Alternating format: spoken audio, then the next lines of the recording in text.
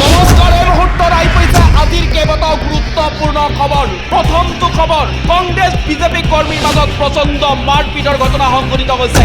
ৰেলীৰ সময়তে ভয়ংকৰ মাৰপিটৰ ঘটনা সংঘটিত হৈছে। কেইবাজনো আহত হৈছে। আৰক্ষীৰ বাধাকো নেওচি কংগ্ৰেছৰ কাৰ্যালয়ত সোমাল বিজেপি সমৰ্থক। কংগ্ৰেছৰ ৰেলীত প্ৰধানমন্ত্ৰী মোদীৰ লগতে মাতৃক লৈ আপত্তিজনক মন্তব্য কৰাৰ অভিযোগ। বিহাৰত সংঘটিত হৈছে এই ভয়ংকৰ ঘটনা। কংগ্ৰেছ আৰু বিজেপিৰ মাজত প্ৰচণ্ড মাৰপিটৰ ঘটনা সংঘটিত হৈছে বিহাৰত।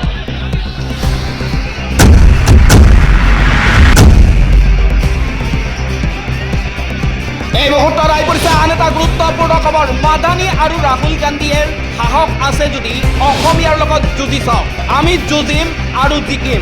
নাপাৰাত পঞ্চায়ত প্ৰতিনিধি সন্মিলনত এই মন্তব্য মুখ্যমন্ত্ৰী ডক্টৰ হিমন্ত বিশ্ব শৰ্মাৰ।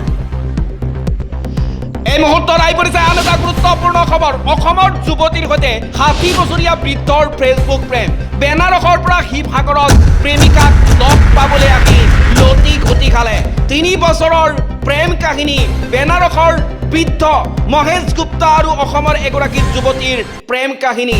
২৮ তাৰিখে বেনাৰসৰ পৰা প্ৰেমিকাক লগ কৰিবলৈ আহিছিল প্ৰেমিক মহেশ গুপ্তা। ফেচবুকত চিনাকি হোৱা মহেশ গুপ্তাই প্ৰেমিকাক লগ কৰিবলৈ আহি পৰিল বিপদত।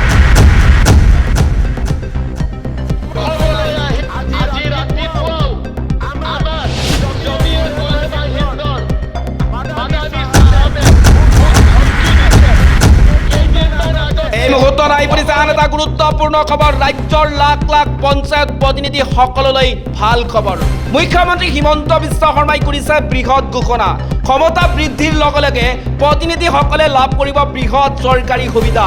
নৱনিৰ্বাচিত পঞ্চায়তৰ প্ৰতিনিধি আৰু পৰিয়ালৰ চিকিৎসা খৰচ সম্পূৰ্ণ বিনামূলীয়া কৰা হ'ব। প্ৰতিগৰাকী প্ৰতিনিধিৰ চিকিৎসা খৰচ সম্পূৰ্ণ বিনামূলীয়া কৰা হ'ব। 100% বিনামূলীয়া। লগতে পৰিয়ালৰ সদস্যৰো চিকিৎসা সেৱা সম্পূৰ্ণ বিনামূলীয়া। এই মুহূৰ্তত আহি পৰিছে আন এটা গুৰুত্বপূৰ্ণ খবৰ। সাৱধান, উচ্ছেদ চলাই বিপদত বিধায়ক, বন বিষয়া, আৰক্ষী সহ উচ্ছেদিতই দাখিল কৰিব পাৰিব অভিযোগ। গোৱালপাৰাত উচ্ছেদ চলাই বিপদত প্ৰশাসন।